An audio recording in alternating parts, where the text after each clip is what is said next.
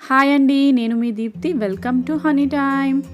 Okay అండి, ఈరోజు recipe వచ్చేసి హెల్దీ వెజ్ శాండ్విచ్ అండి. ఈ రెసిపీ నేను మీకు చూపించే ముందు మీలో ఎవరైనా ఇంకా మా ఛానల్ని సబ్స్క్రైబ్ చేసుకోకపోతే కింద సబ్స్క్రైబ్ బటన్ ఉంటుందండి, అది క్లిక్ చేయండి. దాని పక్కనే బెల్ ఐకాన్ ఉంటుందండి, అది కూడా క్లిక్ చేయండి. అది క్లిక్ చేయడం వల్ల నేను అప్లోడ్ చేసే ప్రతి వీడియో నోటిఫికేషన్ అనేది మీ దాకా వస్తుంది. తర్వాత లైక్ చేయండి, షేర్ చేయండి, కమెంట్ చేయండి అండ్ సపోర్ట్ చేయండి. ఇంకా లేట్ చేయకుండా ప్రాసెస్లోకి అయితే వెళ్ళిపోదామండి.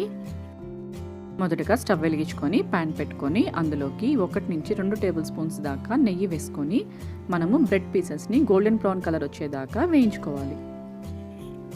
చూసారు కదండి, ఈ విధంగా మనము బ్రెడ్ పీసెస్ని పెట్టుకున్న తర్వాత దీని పైన వైపు అంటే రెండో వైపు కూడా మనము నెయ్యిని అప్లై చేసుకొని 2 సైడ్లు గోల్డెన్ బ్రౌన్ కలర్ వచ్చేదాకా మనము వేయించుకోవాలి. రెండో వైపు కూడా టర్న్ చేసుకుంటూ గోల్డెన్ బ్రౌన్ కలర్ వచ్చేదాకా ఈ విధంగా మనము 2 వైపులా వేయించుకోవాలండి. సో చూసారు కదండి, ఈ విధంగా వేగిన తర్వాత మనము సపరేట్ ప్లేట్లోకి తీసి పక్కకు పెట్టుకోవాలన్నమాట. ఈ విధంగానే మనం అన్ని బ్రెడ్ పీసెస్ని వేయించుకోవాలి. బ్రెడ్ పీసెస్ లైట్గా వేగితే సరిపోతుందండి, మరీ డార్క్ కలర్ అయితే రావాల్సిన అవసరం లేదు. తర్వాత మనము ఒక బౌల్ తీసుకొని అందులోకి 1 కప్పు క్యాబేజ్ని పొడుగ్గా కట్ చేసి ఇందులోకి వేసుకోవాలండి. తర్వాత ఇందులోకి ఒక హాఫ్ క్యాప్సికమ్ దాకా పొడుగ్గా కట్ చేసుకొని ఇందులోకి వేసుకోవాలి. కొద్దిగా సన్నగానే కట్ చేసుకోవాలండి. తర్వాత ఇందులోకి సన్నగా రౌండ్గా కట్ చేసుకున్న కీరాని ఇందులోకి వేసుకోవాలండి. నేనైతే ఒక పావు కీరా ముక్కల్ని వేసాను అనమాట. సో కీరా వేసుకున్న తర్వాత ఇందులోకి మనము క్యారెట్ కూడా వేసుకోవచ్చు అండి. క్యారెట్ని కూడా రౌండ్గా సన్నగా వీలైనంత సన్నగా కట్ చేసుకొని ఇందులోకి వేసుకోవాలి. నేనైతే ఇక్కడ 1 క్యారెట్ని యూస్ చేశానండి. తర్వాత ఇందులోకి తగినంత ఉప్పు వేసుకోవాలండి.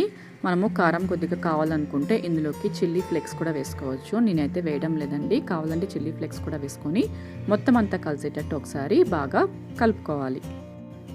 తర్వాత ఒక ప్లేట్ తీసుకొని మనము వేయించుకున్న బ్రెడ్ని పెట్టుకొని దానిపైన మనము చీజ్ వేసుకోవాలండి. చీజ్ అనేది మనము చీజ్ స్లైస్ అయినా వేసుకోవచ్చు, లేదా తురిమన్నా వేసుకోవచ్చు, లేదంటే నాకైతే బ్లాక్ అయితే దొరకలేదండి, సో ఇలా వేయాల్సి వస్తుంది అనమాట. సో చీజ్ అయితే ఫస్ట్ మనం వేసుకోవాలి. చీజ్ అనేది కొద్దిగా ఎక్కువ వేసుకోవాలండి. చీజ్ వేసుకున్న తర్వాత మనము ఉప్పు వేసి కలుపుకున్నాం కదండి, సో ఆ పీసెస్ని ఈ విధంగా మనము నచ్చినట్టుగా పెట్టుకోవచ్చు అనమాట. సో నేనైతే ఫస్ట్ కీరా, క్యారెట్, క్యాప్సికమ్ ఈ విధంగా పెట్టుకున్నానండి. తర్వాత ఇందులోకి మనము దీనిపైన మనము క్యాబేజ్ కూడా వేసుకోవాలి. క్యాబేజ్ వేసుకున్న తర్వాత టొమాటో పీసెస్, ఆనియన్ని కూడా రౌండ్గా సన్నగా కట్ చేసుకొని దీనిపైన పెట్టుకొని దానిపైన మళ్ళీ చీజ్ వేసుకొని మళ్ళీ మనం వేయించుకున్న బ్రెడ్ పీస్ని ఒకసారి పెట్టుకోవాలండి. దానిపైన పెట్టుకున్న తర్వాత ఒకసారి గట్టిగా ప్రెస్ చేసి ఉంచాలి.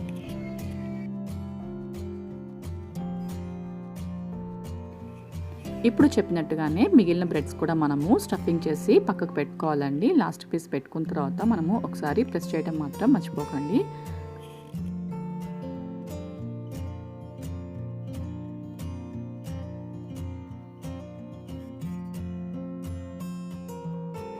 తర్వాత మనము స్టవ్ వెలిగించుకొని ప్యాన్ పెట్టుకొని ఏ ప్యాన్లో అయితే మనము నెయ్యి వేసి బ్రెడ్ని వేయించుకున్నామో అదే ప్యాన్లో ఈ విధంగా మనము శాండ్విచ్ అనేది ఇందులోకి పెట్టుకొని మూత పెట్టేసి ఒక 2 నిమిషాల పాటు వేయించుకోవాలండి. పెట్టిన తర్వాత కూడా ఒకసారి ప్రెస్ చేయడం మర్చిపోకండి. జస్ట్ 2 మినిట్స్ ఉంటే సరిపోతుంది. 2 మినిట్స్ తర్వాత మళ్ళీ వీటిని రెండో వైపు తిప్పి పెట్టుకోవాలండి. రెండో వైపు తిప్పి పెట్టిన తర్వాత మళ్ళీ మూత పెట్టేసి కరెక్ట్గా 2 మినిట్స్ ఉంచితే సరిపోతుందండి. చాలా క్రిస్పీగా, చాలా టేస్టీగా వెజ్ శాండ్విచ్ అనేది రెడీ అయిపోతుంది.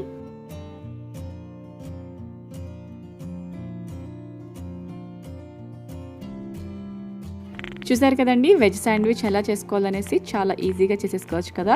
ప్లస్ చాలా క్రిస్పీగా, చాలా టేస్టీగా ఉందండి. పిల్లలు కూడా చాలా చాలా ఇష్టంగా తింటారనమాట. సో మీరు కూడా ఈ రెసిపీని, ఈ శాండ్విచ్ని మీరు కూడా ట్రై చేసి ఎలా వచ్చింది అనేది నాతోటి కామెంట్ బాక్స్లో షేర్ చేసుకోవడం మాత్రం మర్చిపోకండి. Thanks for watching. This is Deepti signing of.